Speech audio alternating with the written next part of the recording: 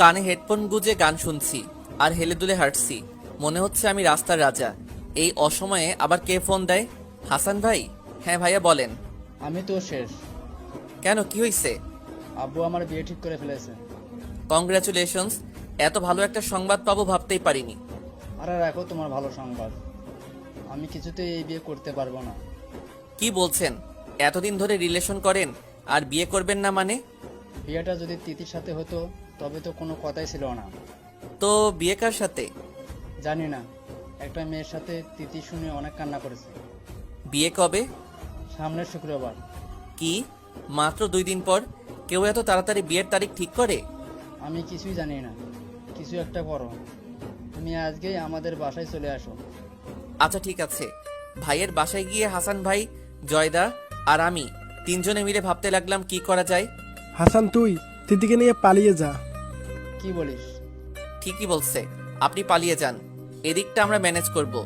জয়দা আর আমি সবকিছু ম্যানেজ করলাম। বিয়ের দিন বরযাত্রী সবাই কনের বাসায় যাবে, ঠিক তার কিছু সময় আগেই হাসান ভাইকে ভাগাই দিছি। জয়দা আর আমি খুশি মনে ঘুরছি। বাসায় গিয়ে কি হবে? বিয়ে তো আর হচ্ছে না। এই অসময়ে আবার আব্বু ফোন দিচ্ছে কেন? হ্যাঁ আব্বু। কই তুমি? এই তো পাশেই। হাসান তোমার সাথে? কই না তো, কেন কি হয়েছে? আমি এই বিয়ে করব না, আমাকে যেতে দেন। আমি আর কোনোদিন এখানে আসবো না, প্লিজ আমাকে যেতে দেন। চিৎকার দিয়ে কান্না করেও লাভ নাই।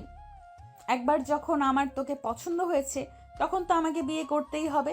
আর যদি না করস, বেশি বুঝলে এই লোকটার অবস্থা দেখছস, ওই রকম করে টুকরো টুকরো করে মাগুর মাছকে খাওয়াবো। আপু, আমি আপনার ছোট ভাইয়ের মতো, প্লিজ আমাকে ছেড়ে দেন। আমি আপনার কি অন্যায় করছি বলেন? চুপ! কিসের ছোট ভাই? তুই নিজে এখানে এসেছিস আমাকে বিয়ে করার জন্য, তাহলে এখন বিয়ে কেন করবি না? শোন, তুই এসেছিস নিজের ইচ্ছে, এখন থাকবি নাকি যাবি সেটা আমার ইচ্ছে। কাজী বিয়ে পড়ানো শুরু করুন।